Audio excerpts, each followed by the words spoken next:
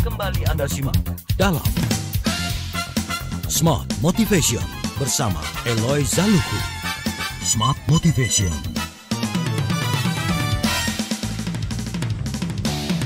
Kita lanjutkan perbincangan kita Smart Listener dan kami masih nantikan Anda bergabung bersama kami lewat WhatsApp maupun lewat YouTube channel kami @Radio Smart FM.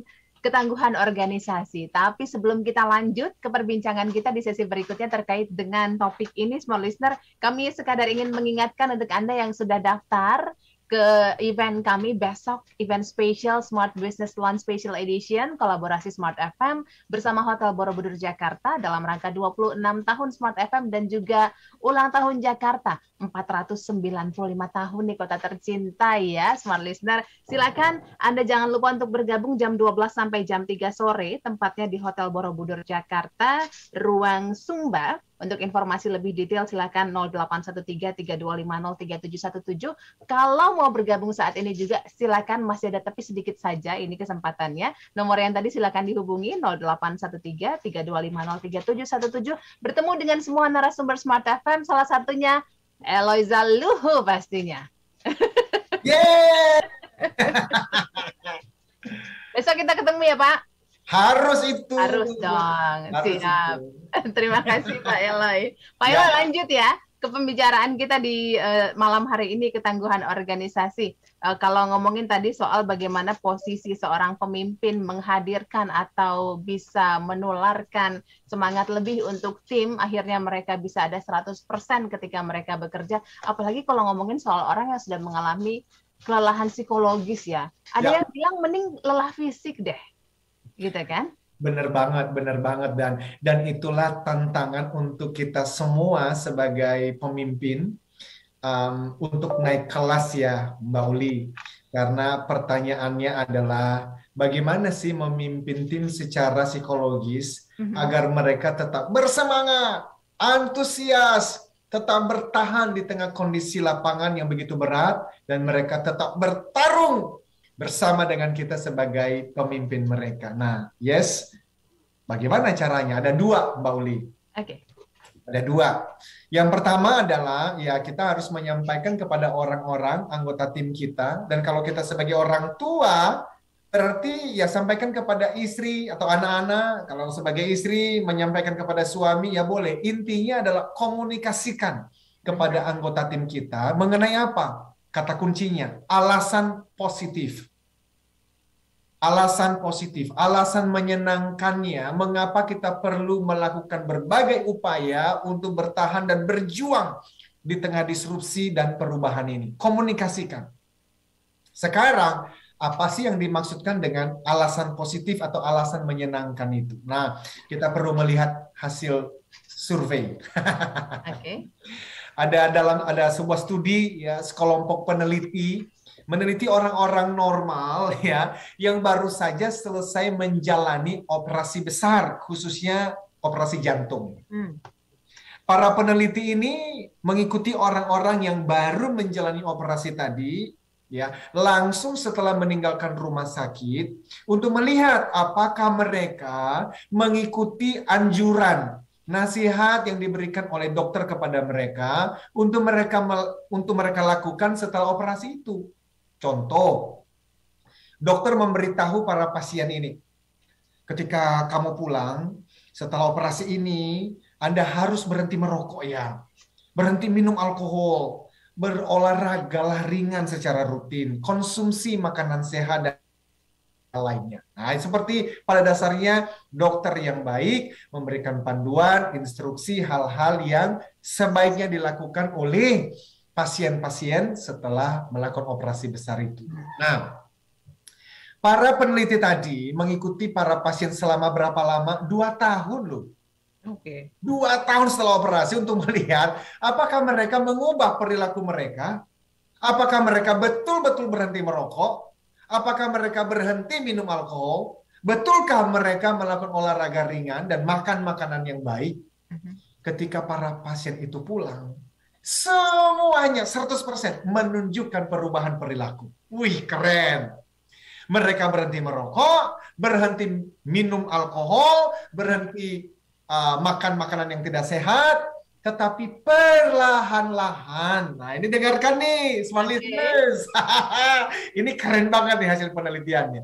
Perlahan-lahan, seiring waktu berjalan, satu persatu dari pasien tersebut kembali merokok lagi, kembali minum alkohol lagi, kembali lagi absen olahraga, kembali lagi makan sembarangan. Sehingga disimpulkan, dalam 6 bulan setelah operasi, apa yang mereka temukan adalah bahwa 90%, 9 dari 10 pasien, apa yang terjadi? Kembali ke perilaku dan kebiasaan buruk sebelumnya. Menurut saya sih ini penelitiannya menarik banget loh, Mbak Uli. Iya. Lalu mereka teliti apa yang dikatakan dokter kepada 90% pasien tersebut yang kembali kepada kebiasaan lama. Ya. Pertama, dokter mengatakan begini. Dokter menyuruh mereka berhenti merokok atau mereka akan mati. Itu yang dikatakan dokter. Stop it atau kamu akan mati. Jadi ada ketakutan, ada ancaman, ada efek, dan efek dari ancaman itu adalah menciptakan tindakan atau perilaku, ya perubahan perilaku jangka pendek. Berapa lama? 6 bulan. 6 bulan. Kan habis dioperasi nih, pulang berhenti merokok, pulang makan makanan yang sehat, pulang olahraga lah, tidur yang teratur. Kalau enggak, Anda akan mati. Dalam waktu cepat Anda akan mati. Wah, ini kan ketakutan, ancaman. Ketakutan dan ancaman ada efek, ada dampaknya. Apa itu? Menciptakan tindakan atau perubahan perilaku, tapi dengarkan. Perubahan jangka pendek. Oke. Perasaan takut atau ancaman hanya menciptakan, oke, saya akan berhenti merokok. Tapi dampak ancaman itu hilang setelah 1 minggu, setelah 2 minggu, setelah 3 minggu, atau dalam hal penelitian tadi 6 bulan. Seperti gelang karet itu loh, Mbak Uli, elastis band itu, mereka kembali ke pesta, kembali ke kebiasaan atau perilaku yang lama. Jadi kesimpulannya apa? Ancaman kepada seseorang bukan solusi untuk membuat perubahan secara permanen. Jadi leader-leader di luar sana, orang tua yang kerjanya ngancam-ngancam, dengarkan ini. It doesn't work. Ancaman tidak menciptakan perubahan secara permanen. Orang yang habis operasi jantung aja kok balik lagi ke kebiasaan lama. Harusnya yang menjadi bahan pikiran kita sekarang, lalu solusinya apa dong? Kan begitu. Nah, ini saya sih senang banget. Kan saya udah bilang, Molly, aku senang banget nih kalau baca hasil-hasil research begini nih.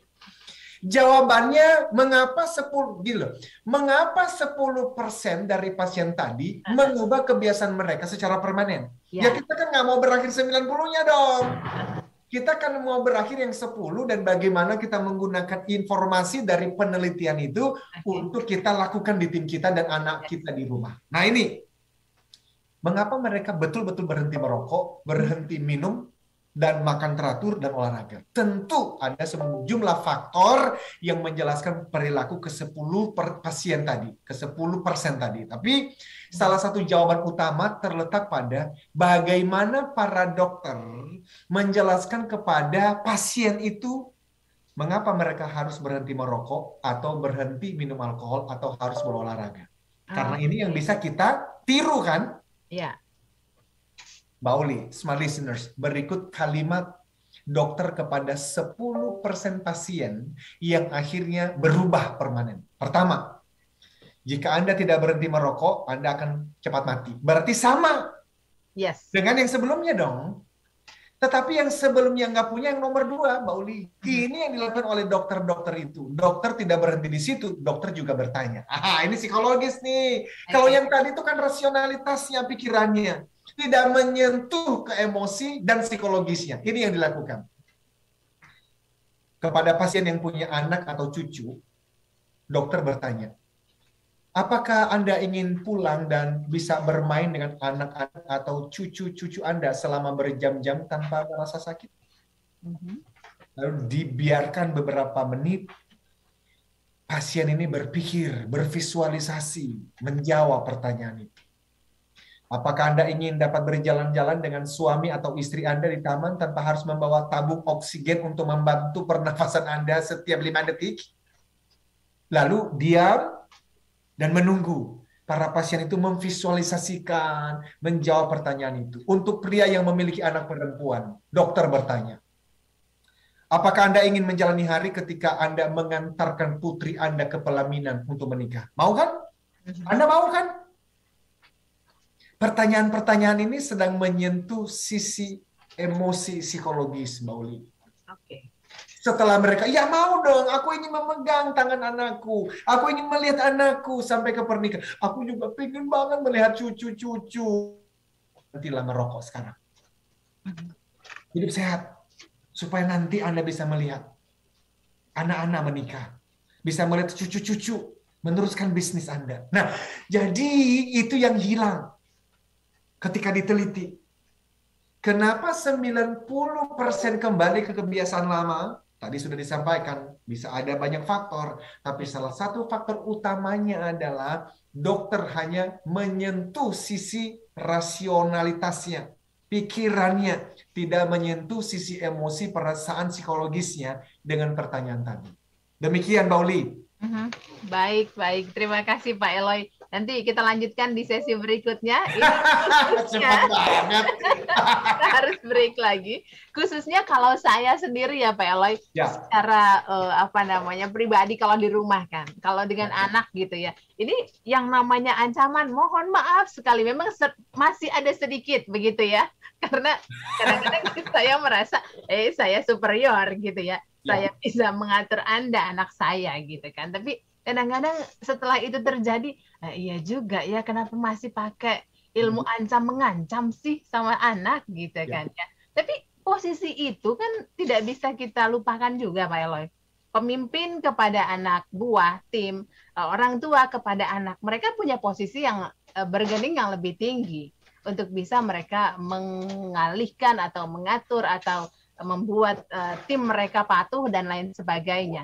Nah, seperti hal-hal seperti itu seharusnya bagaimana sih kita bisa menetralisir itu supaya kesalahan kecil yang kita lakukan tidak berujung pada kesalahan atau akibat yang fatal gitu. Di sesi berikutnya Pak Eloy, boleh disampaikan. Listener, kami nantikan Anda bergabung lewat WhatsApp juga YouTube channel kami. Terima kasih untuk Anda yang sudah berkomentar melalui YouTube channel. Semoga perbincangan kita bermanfaat juga untuk Anda. Kita sama-sama belajar. Kita jeda sejenak. Setelah yang berikut, Smart Motivation kembali.